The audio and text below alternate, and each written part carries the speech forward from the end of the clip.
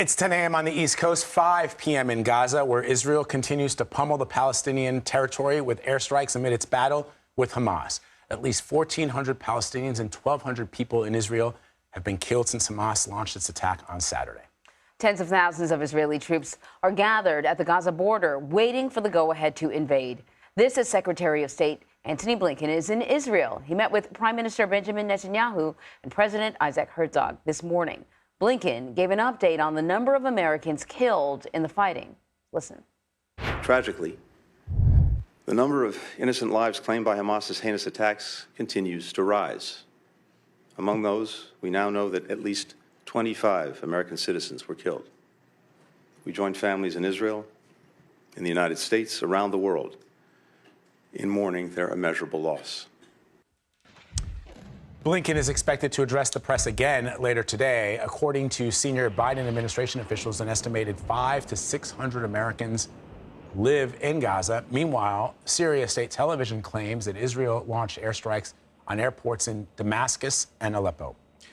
We want to play some new video for you. Take a moment, take a look at this. Moments ago, the Secretary of State, Antony Blinken, met with a survivor of that peace music festival that was attacked by Hamas on Saturday.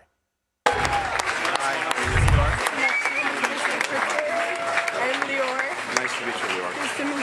This is Khalil, my boyfriend. Nice to see you. This is my father, Eitan. Good to meet you. We are survivors from the music rave.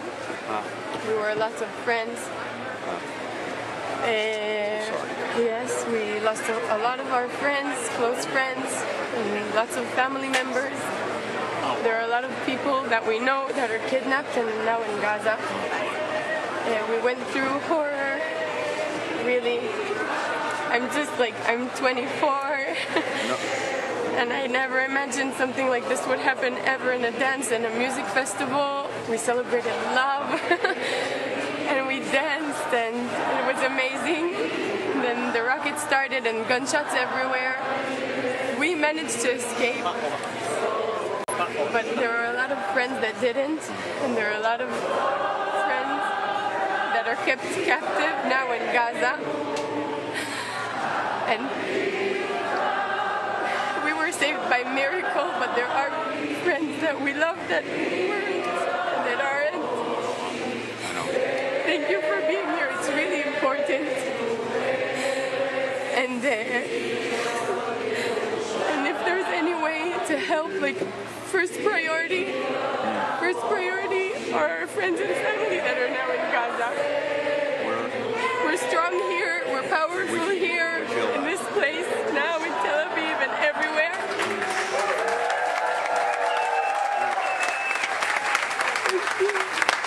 Thank you very much. We're thinking of them and trying to do everything we can. I know. We want to bring them home. Thank you so much for being here. And I'm so speaking sorry to me. to go through this. It means a lot. Matt, thank you so much. Thank you. We're going to go back. I admire your strength, and also telling your stories makes a big difference too. The world needs to know this. Thank you. Thank you. We will, and we're there with you. We're there for you. We see. Thanks. Thank you. Thank you. Thank you, sir. What an incredibly powerful moment to have the Secretary of State of the United States, who's just arrived in Israel to meet with Israeli officials, but also survivors of the massacres that occurred on Saturday, to meet with some of the survivors. Yeah. It just, again, sends the message that President Biden has been sending from the moment that he became aware of this attack, that the United States and the Biden administration specifically stands and supports Israel unequivocally in its battle against the terrorist group Hamas. And, you know, Antony Blinken earlier today, when he was having a press briefing alongside Benjamin Netanyahu, you know, talked about the fact that he is Jewish himself, that he is, I believe it was his stepfather, perhaps, or grandstepfather. One of his relatives is a survivor of the Holocaust, and so this is not just professional, but personal, right, also for him. The other thing, Anne-Marie, that I think it's important to point out is much has been made before this about the sometimes difficult relationships that Prime Minister Netanyahu has had with U.S. presidents, including Barack Obama.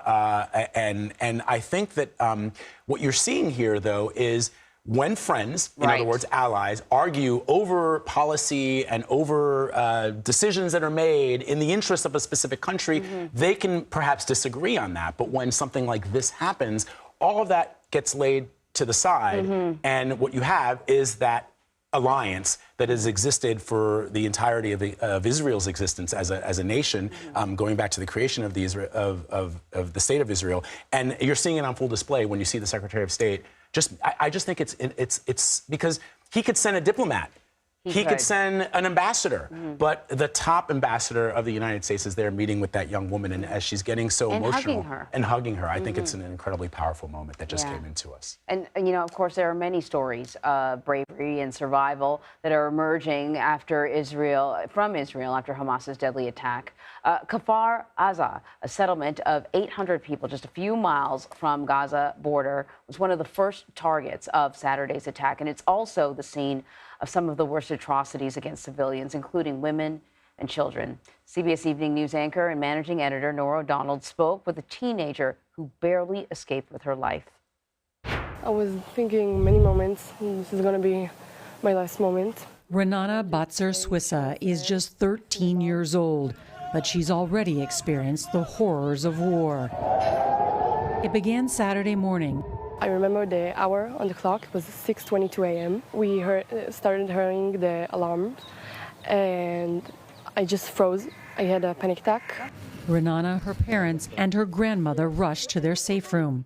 There, they quietly prayed and waited for 16 hours as Hamas rampaged through their community.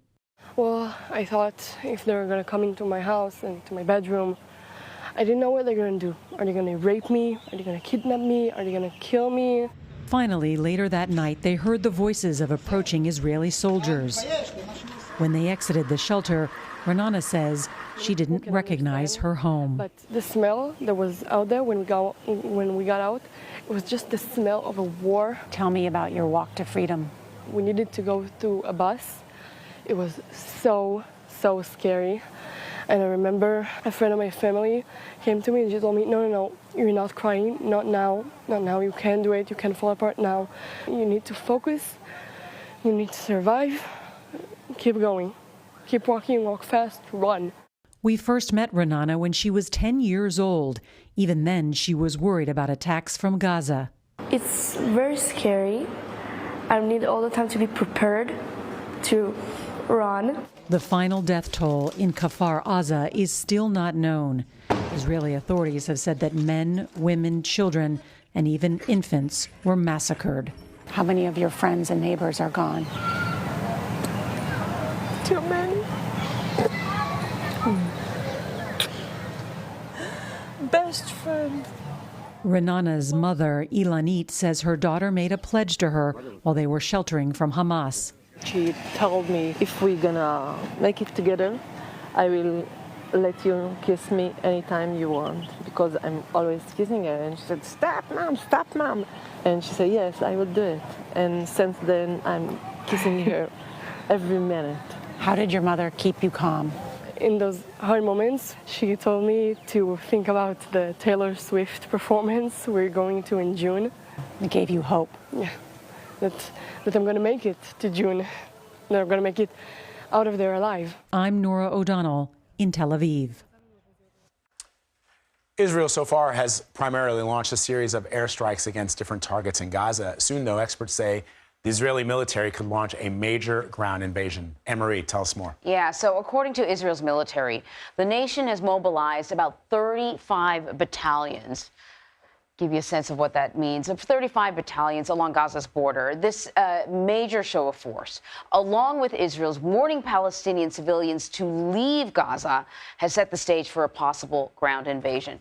Now, the Gaza Strip, to get a sense of the area, the Gaza Strip is an area about twice the size of Washington, D.C., but 2 million people are living inside it. It's considered one of the most densely populated areas in the world. And since 2007, the area has been under a blockade managed by Israel and Egypt. And that means only a limited amount of people and goods can cross, and only at specific points. Now, Israel has bombed one of those points this week, and the other ones, bombed the one closer to the bottom there, and the other ones are also as well closed. So Israel's most recent ground invasion was in 2014 rather. Their stated goal was to invade so it could destroy a network of tunnels that allowed Hamas militants to enter Israel without going through those checkpoints. Israel didn't go deep into Gaza, but it still encountered intense urban warfare, the most treacherous of which was in a populous neighborhood of Gaza City. That resulted in hundreds of people dying and thousands of homes being destroyed. All right, so for more on this, let's bring in the Director of International Security Program at the Center for Strategic and International Studies, Seth Jones. Seth, thanks so much for joining us. What do you make of Israel's military response so far? And I want to ask you a follow-up to that.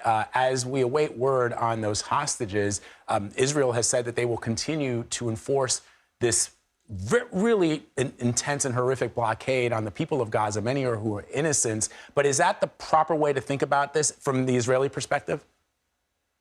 Yeah, I think the Israelis face a difficult situation right now where they are involved in the planning of a ground invasion. I don't really think there's any other option than to send in ground forces and for some period of time to occupy parts of, if not all of Gaza.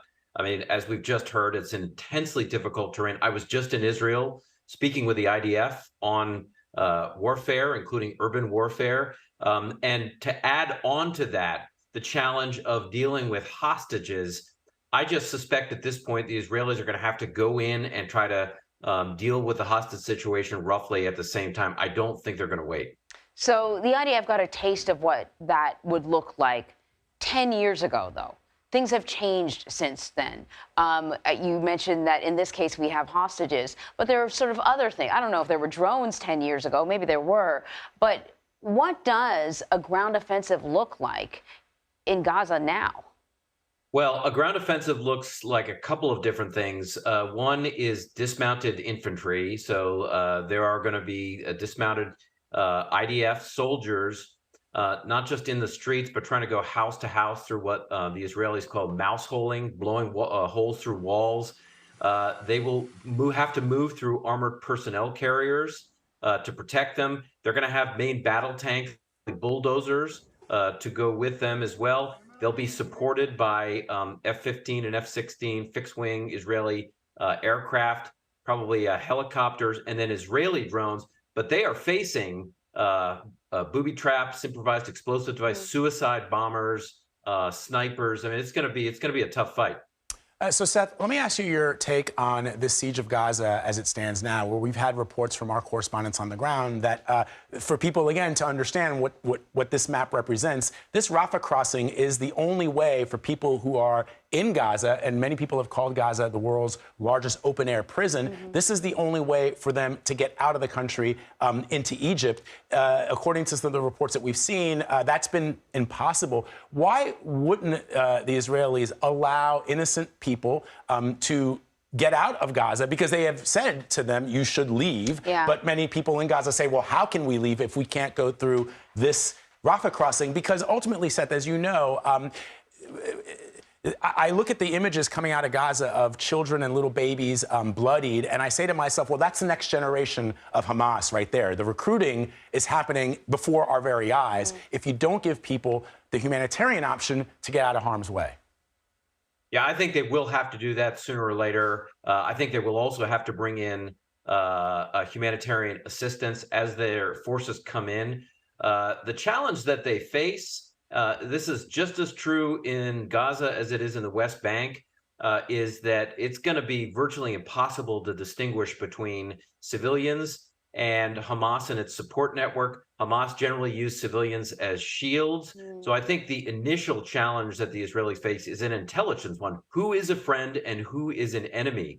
And that will be difficult. They will make mistakes. I mean, I think we've seen, based on previous Israeli operations, there are going to be hundreds, if not potentially thousands, of civilians killed and wounded during this operation. But the Israelis will have to, sooner rather than later, begin to pull out some innocents, particularly those internationals that are innocents in there as well, including Americans. So then what would a successful mission look like? Is it just about getting hostages out, or will it go beyond that? Well, I think success for the Israeli, the military objective will be to destroy or significantly degrade Hamas as a military and a political organization with as few civilian casualties as possible. But look, the longer term problem here is who do the Israelis give Gaza back to? Not Hamas. And I think the Palestinian Authority has no legitimacy in Gaza, which means I think the likely option for the moment is potential Israeli occupation of Gaza in the future. So, I mean, again, in your estimation and your analysis, it doesn't sound like a great option. I know they have to do something, and there needs to be an objective that's achieved. But I would think that even in Israel, people would say, man, occupying Gaza is not something that we think is in the benefit long term for the Israeli people. And it also probably most likely means long-term casualties, maybe not a large group, but it means, perhaps weekly, another report of another Israeli soldier dying. And I can't imagine that Israelis want that either. Yeah, they also don't want a repeat of what we just saw. Right. So, the second option, maybe what a limited withdrawal means, is a much more significant border between Israel and Gaza itself that's potentially mined with concertina wire. But obviously that has implications about the civilian humanitarian environment within Gaza. So really difficult choices. So last question, Seth, before we let you go, because this is such an intriguing discussion. I mean, there have been instances in history where a force has occupied a country, the United States occupying Germany, West Germany, the United States occupying Japan in the wake of World War II, where everybody in the country was an enemy of the United States. But at the time, Douglas MacArthur, who was, I think, the governor general of Japan, helped to rebuild Japan, helped to rebuild Germany, and then left it to the people who, by that point, had come to realize that a more liberal, westernized view of politics was the path to success. Yeah, or even more recently, the issue that the U.S. Marine Corps, Army, and others had to deal with in Iraqi cities, including ones like Fallujah. But I think at the end of this, the big challenge is, what is the political next step for Gaza? Is it some kind of Palestinian Authority governance? There are big questions there. But I think at the root of this is we need some decision, probably with the Egyptians, the Jordanians, and the Arab states, about what does the governance structure look like in Gaza? Because I think an Israeli occupation in perpetuity is not in anybody's interest, including the Israelis. No, that's exactly what I was just thinking as Seth was talking. I was like, well, why doesn't Saudi Arabia, Egypt, Jordan come together, much like at Yalta, and decide what is the best course of option? What is the best option? Because if it's just the Israelis, that's problematic. I think what's sort of interesting about this conversation is we're actually not including the Palestinians. Good point. Which I think might also be, part of the challenge. Seth, you were going to say something. Yeah, they're critical. I mean, the Palestinian civilian population is critical here. Critical. Seth G. Jones, thank you so much. Thank you.